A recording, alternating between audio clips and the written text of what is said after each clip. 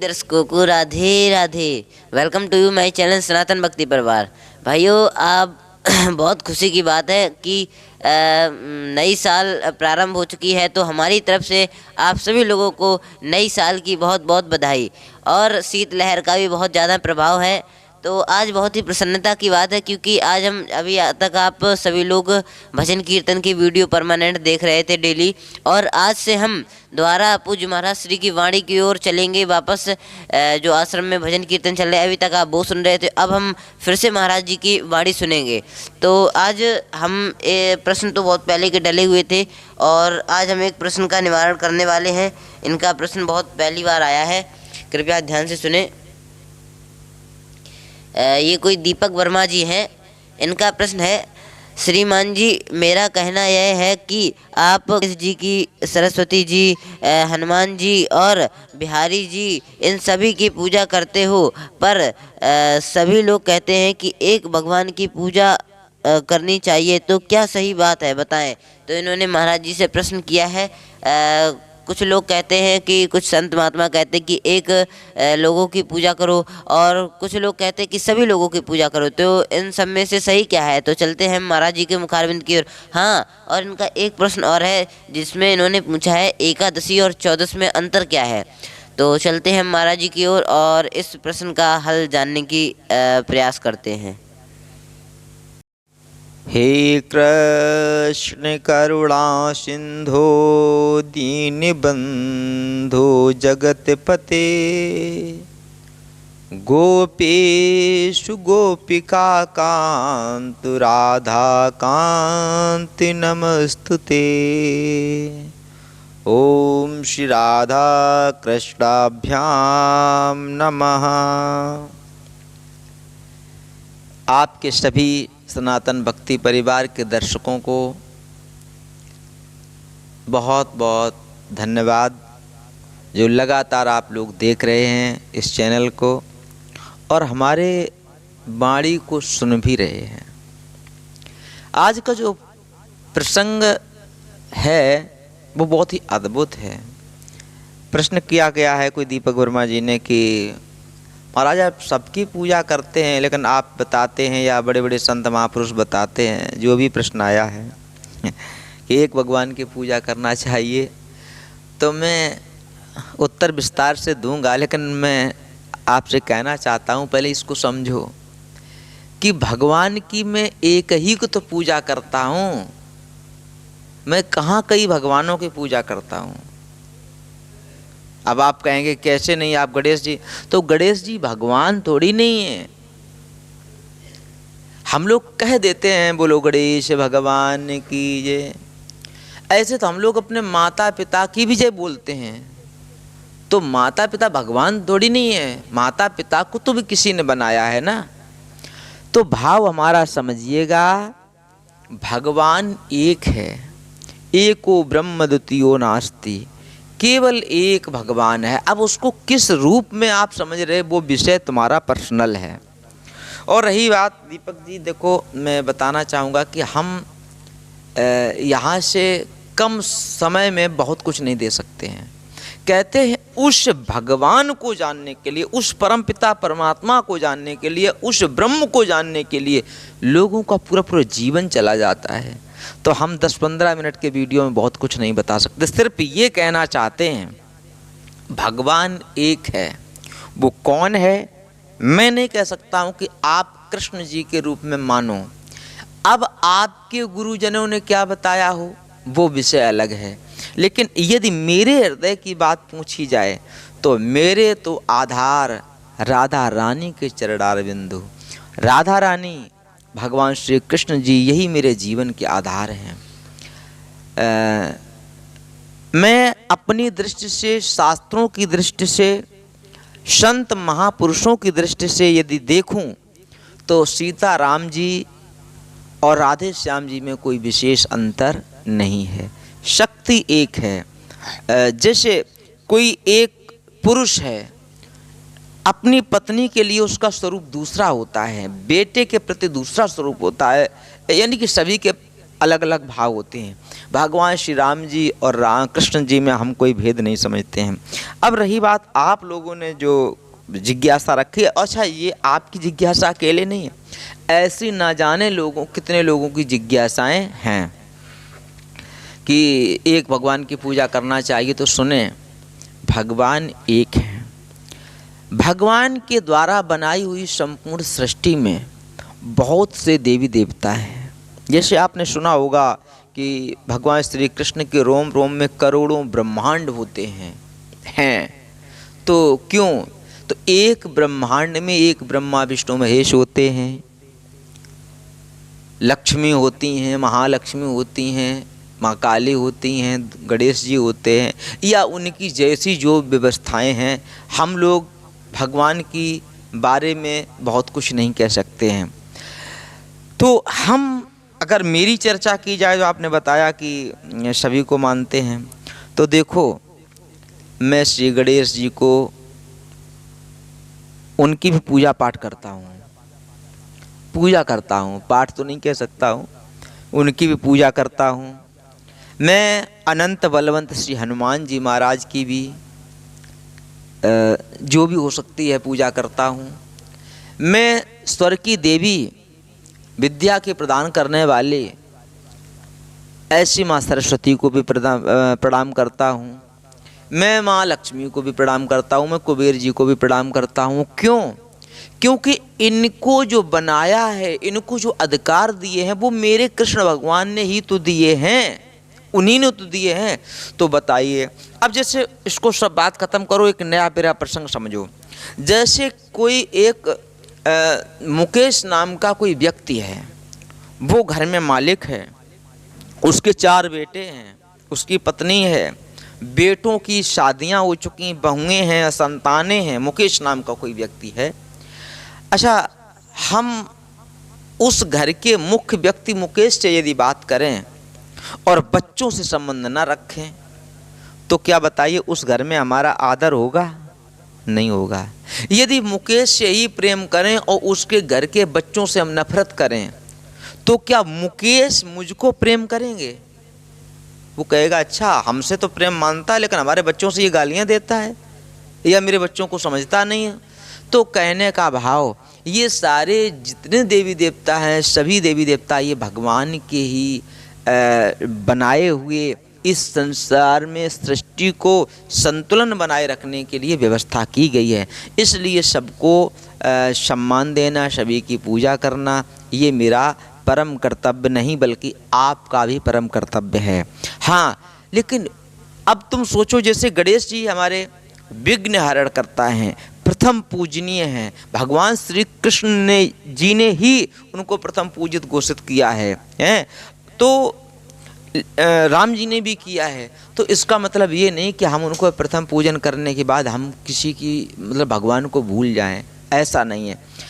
देखिए, बहुत ही पते की बात कहूँ,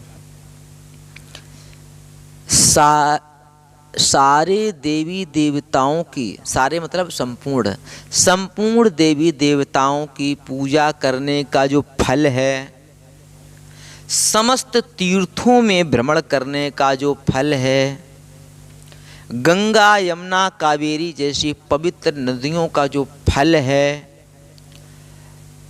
अपने जीवन में किए गए यज्ञ, दान, तप इत्यादि जो सुकृत कर्म हैं, उनका जो फल है, दीन दुखियों का सहयोग करने से जो उन पर उपकार किया जाता है, उनका जो फल है, इत्यादि में कहूँ कि संपूर्ण सृष्टि में जितने भी पुण्य कर्म किए जाएं, उनका जो फल है, वो फल है भगवान श्री राधे कृष्ण जी के चरणों की भक्ति। और वो भक्ति कैसे मिलती है, इसको समझना पड़ेगा। वो देवी देवताओं की असीम कृपा से प्रथम भगत संतन कर संगा, दूसर रत मम कथा प्रसंगा। 9 प्रकार की भक्ति में हमने देख लेना वीडियो, मैं कोशिश करूंगा, बच्चे से कहूँगा गुलशन सनातनी से कि लिंक डाल दें, उसमें 9 प्रकार की भक्ति बताएं, उसमें भी वही दिया गया है। तो इन सभी का जो फल है वो भगवान के चरणों की भक्ति मिलेगी कैसे? बोले बिन सत्संग विवेक नहीं होता है, और जब विवेक होता है तो फिर आगे चल, अब क्रम है, आप जब पूरा समझेंगे तब आपको कहीं भक्ति मिलती है, भक्ति होती है भगवान की।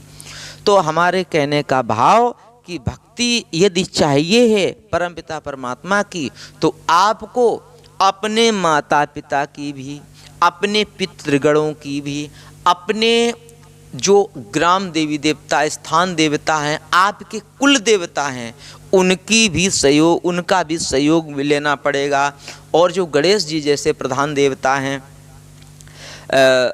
जो हमारे सनातन धर्म में 5 प्रधान देव हैं, जैसे गणेश जी, शिव जी, सूर्य भगवान, विष्णु भगवान, दुर्गे माँ, इन सभी की कृपा जब मिलती है तब कहीं हमें आपको परमात्मा की भक्ति करने का सौभाग्य मिलता है। इसलिए आप हमारी तरफ न देखें, मैं सभी के सामने देखो विराजमान, मैं स्क्रीन पर दिखा रहा हूँ, समस्त देवी देवता विराजमान हैं, और इनसे मैं रात दिन एक ही प्रार्थना करता हूँ, हे प्रभु मुझे राधे कृष्ण के चरणों में मेरी भक्ति हो जाए, उनकी कृपा हो जाए। अच्छा, आप वीडियो काफ़ी लंबा हो रहा है, लेकिन फिर भी मैं एक शब्द और कहूँगा। क्या हम आप लोग ब्रजमंडल की गोपियों से अधिक विद्वान हैं? नहीं। जरा सोचो, ब्रजमंडल की गोपियों ने, भगवान श्री कृष्ण वहीं साक्षात हैं और वो जान भी गई ये ब्रह्म है, लेकिन उनको प्राप्त करने के लिए उनसे डायरेक्ट नहीं कहती हैं, क्या करती हैं? एक प्रसंग आपको श्रीमद् भागवत महापुराण का याद दिलाता हूँ। चीर हरण का प्रसंग आता है, उसमें देखा होगा आपने, मैं कथा नहीं सुना रहा हूँ, सिर्फ याद स्मृत करा रहा हूँ स्मृत, कि अगहन मास के हेमंत ऋतु के अगहन महीने में सभी ब्रजमंडल की गोपियों ने, जो कुमारी गोपियाँ थीं, उन्होंने विचार किया कि संसार के पतियों से अच्छा है भगवान श्री कृष्ण हमारे पति हों। तो वो क्या करते थे? बोले कात्यायनी महामाये महायोगिन्यधीश्वरी नंद गोप सुतम देव पति में कुरुते नमः। बहुत ही गजब का प्रसंग हमारे व्यास भगवान जी कह रहे हैं। तो हम ये कहना चाहते हैं, अगर भगवान श्री कृष्ण को पाना था, और पाना था नहीं, रोज मुलाकात होती, लेकिन उनको अपने स्वामी के रूप में वर्ण करना था, तो उन्होंने क्या किया? बोले दुर्गे माँ का, या यूँ कहें मैया पार्वती का, कात्यायनी माँ के रूप में वहाँ पर स्थापित करके उनकी रोज यमुना में स्नान करने के बाद में, और फिर कात्यायनी माँ की पूजा करती थीं। थोड़ा अपराध भी हो जाता था निर्वस्त्र, वो विषय अलग है, मैं उस पर चर्चा करूंगा। अब आगे कथा होगी तो मैं आपको विस्तार पूर्वक सुनाऊंगा। तो भगवान श्री कृष्ण जी आए, उन्होंने जैसे तैसे वस्त्र इत्यादि दिए, उसके बाद में उन्होंने वरदान दिया, बोले चिंता ना करो, आप मुझे पति के रूप में स्वीकार करना चाहते हो, मैं मिलूंगा। कब? बोले निश्चित रूप से मैं जो शरद पूर्णिमा है अश्विन मास की, तो उसमें मैं आपको आपके साथ महारास करूंगा, और आपको जो प्रेम है पति का वो मैं प्रदान करूंगा। पति का प्रेम शारीरिक सुख नहीं है, मतलब अपना दासी के रूप में स्वीकार करूंगा। बड़ा विषय गंभीर है। अब ये जब हम लोग पंच प्राण हैं भागवत के, जो महाराज प्रकरण है, इतने शीघ्रता से नहीं, तो मैं ये कहना चाहता हूँ, मात्र कृष्ण भगवान को प्राप्त करने के लिए उन्होंने कात्यायनी माँ का सहयोग लिया था। तो क्या हम आप लोग उन गोपियों से, जिन गोपियों कहते हैं कि ताई अहीर की छोहरियाँ छछियावर छाछ बना नचावे, क्या हम उनसे बड़े विद्वान नहीं जब उन्होंने माता का सहयोग लिया है ना? तो कहने का मतलब है देवी देवताओं की पूजा करना और उनको मनाना कोई गलत नहीं है। हाँ, लेकिन हम उनमें ही न फंसे रहें। बोले जब गणेश जी, जय हो गणेश जी, अब हम रात दिन गणेश जी की माला लिए बैठे, कृष्ण जी को ध्यान ही नहीं कर रहे, राम जी को ध्यान ही नहीं कर रहे। तो इसलिए अब हमारी आशा है कि आप हमारे इस प्रश्न से संपूर्ण संतुष्ट हुए होंगे। अंतिम बात कह करके मैं अपनी वाणी को विराम करूंगा। एक बार भगवान श्री राम जी ने जब सेतुबंधु रामेश्वरम की स्थापना की तो वहाँ पर शिव जी का आह्वान किया और शिव जी शिवलिंग बनाया, स्थापना की, प्राण प्रतिष्ठा की। आनंद रामायण में ऐसा वर्णन आता है कि वो रावण को ही बुलाया था क्योंकि वो प्रकांड विद्वान था। अब ऐसा माना जाता है, यद्यपि रामचरितमानस में ऐसा वर्णन नहीं है। तो वो श्री राम जी ने जब शंकर जी की स्थापना की और उनको पूजन किया। अब जो राम जी कौन हैं? जाके बल विरंच हर ईसा, जिनके बल से पालत सृजत हरत 10 ईसा, कितनी बड़ी बात कही गई। और वही राम जी शिव जी की स्थापना कर रहे हैं। और क्यों कर रहे हैं, इसके लिए बहुत अच्छा संदेश दिया गया। शंकर प्रिय मम द्रोही और शिव द्रोही मम दास, ते नर करहि कलप भर घोर नरक महुबास। कहने का भाव कि जो शिव जी का प्रिय है और मुझसे द्रोह करता, भगवान राम जी कहते हैं, अथवा शिव जी से द्रोह करता, मुझसे प्रेम करता, ऐसे जीवों को, ऐसे जीव एक कल्प भर नरक में रहते हैं। क्यों कहा है? एक चौपाई और भी सुंदर है, मैंने पहले भी सुनाई है। अरे राम जी कहते हैं, जा पर कृपा न करहि पुरारी और सो न पाव मुनि भगति हमारी। कहने का भाव ये है कि जिस पर कृपा नहीं करते हैं हमारे भोले बाबा, उस पर वो हमारी भक्ति नहीं प्राप्त करते हैं। कौन है शिव जी?